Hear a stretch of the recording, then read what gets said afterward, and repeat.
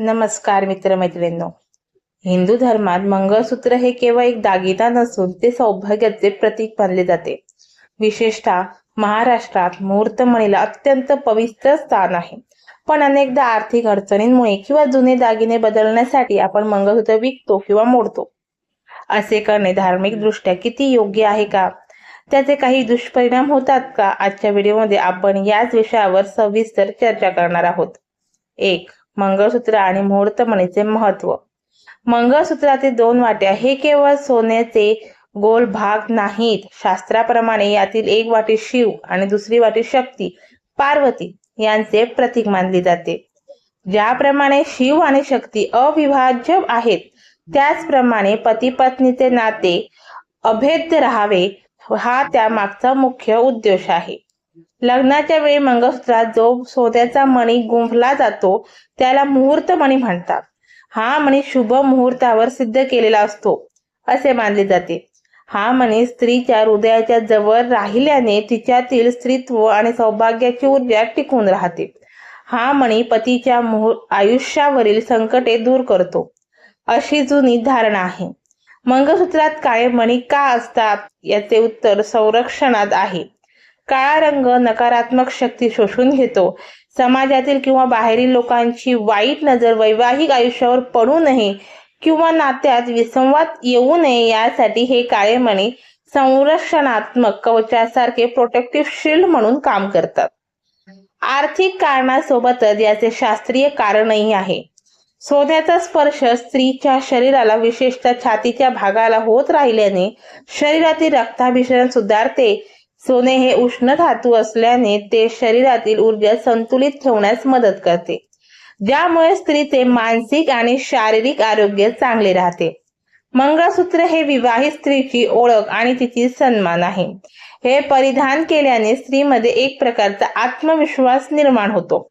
हिंदू संस्कृतीत मंगळसूत्र घालणे हे केवळ बंधन नसून ते आपल्या जोडीदाराप्रती असलेल्या प्रेमाची आणि निष्ठेची जाहीर कबुली आहे. 1. मंगळसूत्र मोडणे किंवा विकणे. काय सांगते शास्त्र?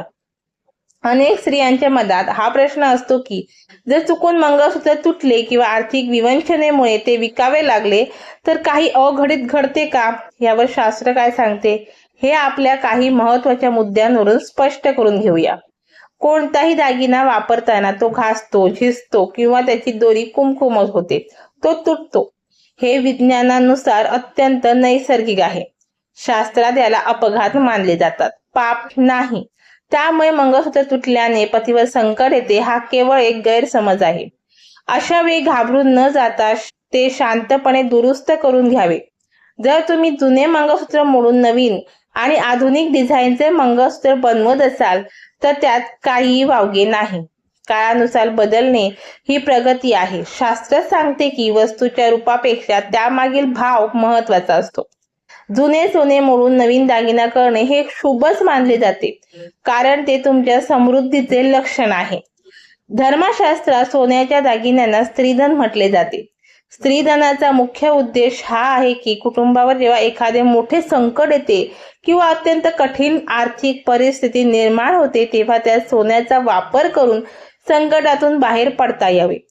त्यावेळी अशा परिस्थितीत जर मंगळसूत्र विकावे किंवा गहाण ठेवावे लागले तर देवाला दोष देऊ नका. उलट त्या दागिन्याने आपल्या कुटुंबाला आधार दिला हा सकारात्मक विचार करा. एक महत्वाची परंपरा अशी आहे की जेव्हा आपण मंगळसूत्र मोडतो तेव्हा शक्य असल्यास त्यातील मुहूर्तमणी किंवा वाट्या मोडू नयेत.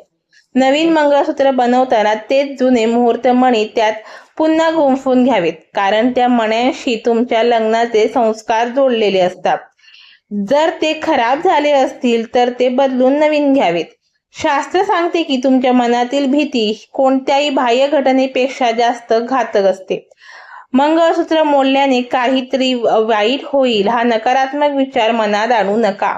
आपली भक्ती आणि पतीचे आयुष्य हे एका सोन्याच्या तारेवर अवलंबून कधीच नसते, तर ते तुमच्या कर्मावर आणि ईश्वरी कृपेवर अवलंबून असते. 3. मंगळसूत्र तुटल्यास किंवा हरवल्यास काय करावे? गळा रिकामी ठेवू नका. शास्त्रानुसार विवाहित स्त्रीने गळा पूर्णपणे रिकामी ठेवू नये. जर मुख्य मंगळसूत्र तुटले असेल तर जोपर्यंत ते दुरुस्त होत नाही किंवा नवीन येत नाही तोपर्यंत गळ्यात काळे मणी असलेली साधी माळ किंवा हळदीने माखलेला पिवळा धागा परिधान करावा. हे सौभाग्याचे रक्षण करते. बी. दोष निवारणासाठी प्रार्थना. मनात भीती वाटत असेल तर आपल्या कुलदेवी समोर किंवा देव्हाऱ्यात दिवा लावावा. देवाला मनोभावे सांगावे की हे ईश्वरा, ही घटना केवळ अपघाताने झाली आहे. माझ्या कुटुंबावर तुझी कृपा राहू दे. देवाला शरण जाणे हा सर्वात मोठा उपाय. सी. नवीन मंगळसूत्र धारण करण्याचे नियम. जेव्हा तुम्ही नवीन मंगळसूत्र बनवून आणाल तेव्हा ते थेट गळ्यात घालू नका. प्रथम ते घरातील देवाच्या चरणांना स्पर्श करा किंवा देवीच्या मूर्तीला स्पर्श करा. शक्य असल्यास थोडे हळद कुंकू वाहा, मगच ते परिधान करा. बी. दान धर्म. मनाला अधिक शांती मिळावी असे वाटत असेल तर एखाद्या गरजवंताला किंवा मंदिरात यथाशक्ती दान करा. सौभाग्याच्या रक्षणासाठी सुवासिनी, भोजन किंवा ओटी भरणे यांसारखे छोटे धार्मिक विधी केल्याने मनातील नकारात्मकता दूर होते. ई. शुभ वाराची निवड. नवीन मंगळसूत्र धारण करण्यासाठी शुक्रवार किंवा मंगळवार हे वार अत्यंत शुभ मानले जातात. हे दोन्ही वार शक्तीचे म्हणजे देवीचे वार असल्याने या दिवशी नवीन सौभाग्य लेणे धारण करणे फलदायी ठरते. 4. मंगळसूत्र वापरताना कोणत्या चुका टाळाव्यात. मंगळसूत्र हे केवळ दागिना नाही तर ती एक अशी ऊर्जा आहे त्याचे पूर्ण फळ मिळण्यासाठी काही साधे नियम पाळले आवश्यक आहे जेणेकरून घरामध्ये सुख शांती नांदेल. हे वारंवार काढणे आणि टाळणे. शास्त्रानुसार मंगळसूत्र हे सतत गळ्यात असावे. आंघोळ करताना किंवा झोपताना ते वारंवार काढू नये. जर काही कारणास्तव वैद्यकीय तपासणी किंवा शस्त्रक्रियेत ते काढावे लागले तर गळ्यात पिवळा धागा नक्की बांधावा. बी. इतरांचे मंगळसूत्र वापरू नका. प्रत्येक दागिन्याची आपली एक ऊर्जा असते. दुसऱ्या स्त्रीचे मंगळसूत्र किंवा मुहूर्तमणी कधीही वापरू नये. तसेच आपले मंगळसूत्र दुसऱ्या कोणाला घालण्यासाठी देऊ नये. हे वैयक्तिक सौभाग्याचे लेणे आहे, त्यासाठी त्याची पवित्रता राखावी. सी. काळे मणी आणि सोन्याचे प्रमाण. आजकाल फॅशन म्हणून खूप कमी काळे मणी असलेले मंगळसूत्र घातले जाते, पण शास्त्राप्रमाणे काळे मणी हे दृष्ट काढण्यासाठी असतात. त्यामुळे मंगळसूत्रात काळ्या मण्यांचे प्रमाण सोन्यापेक्षा जास्त किंवा संतुलित असावे जेणेकरून नकारात्मक शक्तींचा प्रभाव कमी होईल. डी. तुटलेले मंगळसूत्र जोडून घालू नका. जर मंगळसूत्र मधूनच तुटले असेल तर त्याला तसाच धागा बांधून किंवा गाठ मारून वापरू नका. ते त्वरित सोन्याच्या तारेने व्यवस्थित जोडून घ्यावे किंवा नवीन बनवावे. गाठ मारलेले मंगळसूत्र नात्यातील अडथळ्यांचे प्रतीक मानले जाते. ई. पवित्रता राखा. सुतकामध्ये किंवा अशाच काळात मंगळसूत्र काढण्याची गरज नसते. मात्र नवीन मंगळसूत्र खरेदी केल्यावर ते नेहमी शुद्ध करून गंगाजल किंवा शुद्ध पाण्याने पुसून आणि देवाला अर्पण करूनच परिधान करावे. 5. मंगळसूत्र घेताना किंवा बदलताना या गोष्टी लक्षात ठेवा. जेव्हा आपण जुने मंगळसूत्र बदलतो किंवा नवीन मुहूर्तमणी घेतो तेव्हा काही धार्मिक कृती करणे शुभ मानले जाते. त्या खालील प्रमाणे आहेत. हे. जुन्या मण्यांचा मान राखा. जर तुम्ही जुने मंगळसूत्र मोडून नवीन बनवत असाल तर जुन्या मंगळसूत्रातील किमान 2 काळे मणी किंवा मुहूर्तमणी नवीन मंगळसूत्रात आवर्जून वापरावेत. यामुळे घरातील लक्ष्मी आणि सौभाग्याचे सातत्य टिकून राहते असे मानले जाते. बी. विसर्जनाचा नियम. मंगळसूत्राचा जो धागा किंवा काळे मणी तुम्ही बदलणार आहात ते कचऱ्यात टाकू नका. ते एखाद्या पवित्र झाडाच्या मुळाशी टाकावे किंवा वाहत्या पाण्यात विसर्जित करावे, कारण ते तुमच्या सौभाग्याशी जोडलेले होते. सी. अभिषेक आणि शुद्धीकरण. नवीन मंगळसूत्र घरी आणल्यानंतर त्यावर थोडे पंचामृत किंवा गंगाजल शिंपडावे.